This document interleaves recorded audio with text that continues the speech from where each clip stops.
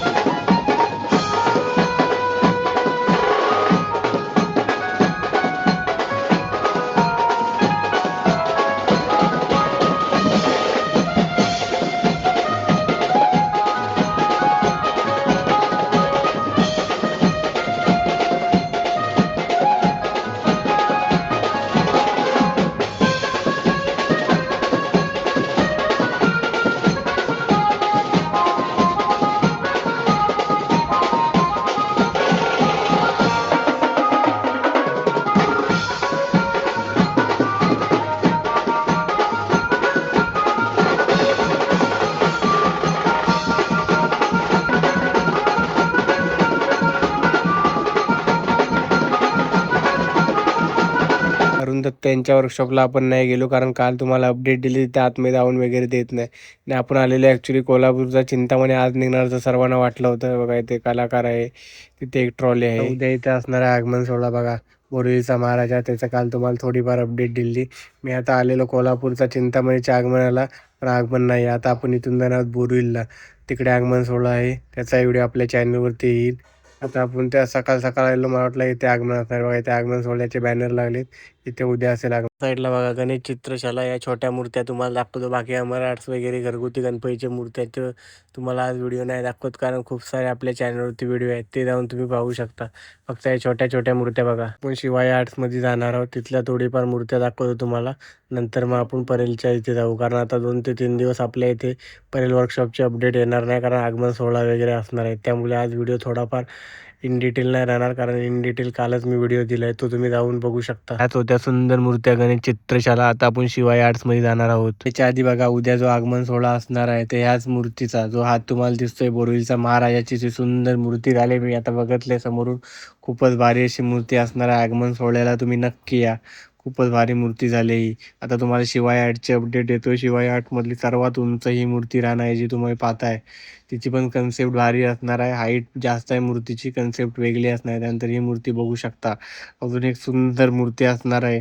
यावर्षी शिवाय आर्टमध्ये सर्वांचं लक्ष आहे कारण 2026 मध्ये त्याने ते 3 फेस रिव्हील केले, तो खूपच क्यूट आहे.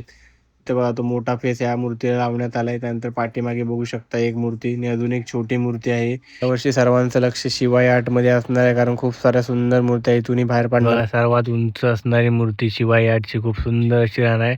खाली पण काहीतरी कन्सेप्ट आहे मला वाटतं कारण हिच्या खाली काहीतरी बनते. बघूया, मूर्ती झाल्यावर समजेल आपल्याला. त्या साईडला काल व्हिडिओमध्ये दाखवले प्रभावल बघा, ऑलमोस्ट रेडी झाले. असं प्रभाल बनवतात, पहिलं मातीचं, त्यानंतर इथे फोटो दिसतंय तसं हे प्रभावल बनणार आहे. खातो यांच्या वर्कशॉपमध्ये ही मूर्ती बघू शकता. तिथं पण कलर काम फक्त राहिले, प्रीमियर कलर मारलेला आहे. तर ह्या देखील सुंदर असा फेस असतो. डिंपलवाला बाप्पा म्हणून प्रसिद्ध आहे मुंबईमध्ये. निखिल खातू यांचा वर्कशॉप बघू शकता. खूप साऱ्या मूर्त्या आहेत, फक्त कलर काम बाकी आहे. आणि इथेच उद्या आगमन सोहळा होणार आहे.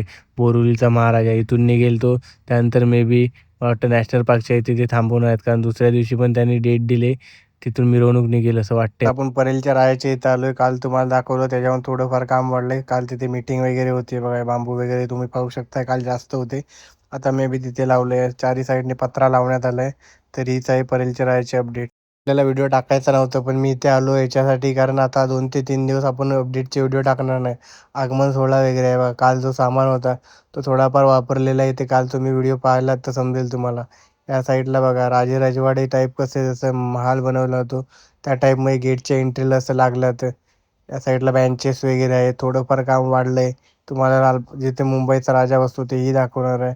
तर ही आजची अपडेट आहे. आपण इन डिटेल तुम्हाला दाखवत नाही, कारण जर तुम्हाला इन डिटेल पाहिजे तर काल आपण पूर्ण इन डिटेल व्हिडिओ टाकलाय, तोही जाऊन तुम्ही नक्की पाहू शकता. त्या साईडला प्लाय बघा, लोखंड आहेत, बांबू वगैरे आहेत, कालच्यापेक्षा कमी आहेत, म्हणजे थोडंफार वापरले आहेत.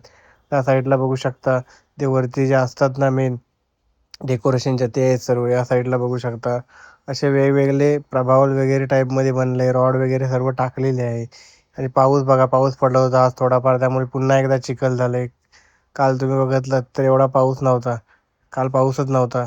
आज थोडाफार पाऊस पडला. ही छोट्या-छोट्या गोष्टी असतात, त्या तुम्हाला अपडेटमध्ये मी दाखवतोय. आता आपण 3 ते 4 दिवसांनी व्हिडिओ टाकू, म्हणून आज आपण आलेलो आहे ॲक्च्युली.